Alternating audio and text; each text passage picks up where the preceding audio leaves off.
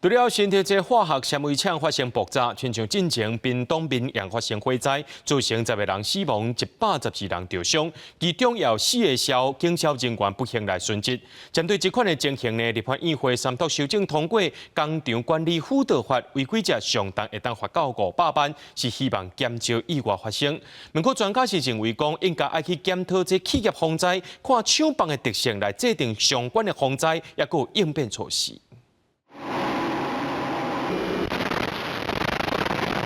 火昏杂死，2个消防员工厂烧出一粒大火球，爆炸声一直变。2023年9月，屏东的明阳工厂大火，造成10个死亡、112个受伤的悲剧，4个消防员不幸殉职，检讨声不断。今年7月，立法院会3读修正通过《工厂管理辅导法》，工厂业者若是无依照期限申报危险物品，违反申报规定，还是申报无实在，主管机关会当处工厂负责人相关500万以下罚款，搁下令限期改善还是申报，到时阵无改善还是申报者，会当按盖处罚，罚款提高100倍。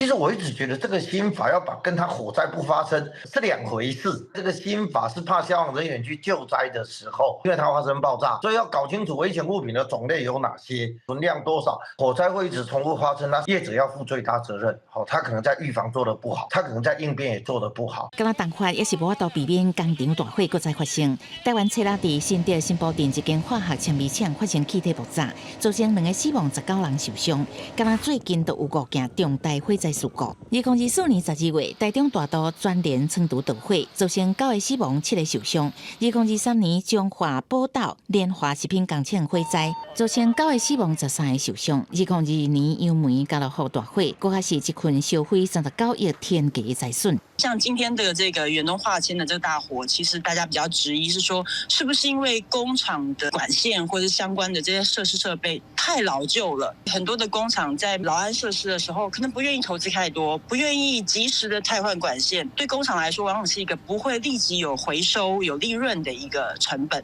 那点出工科法的条文内容，甲现实无共。工商协会嘛指出，地方政府监督单位嘛爱全部检讨，包含人力欠缺的问题、复杂客载的次数，也有是不是有确实执行，同款是需要关心的防灾重点。记者综合报道。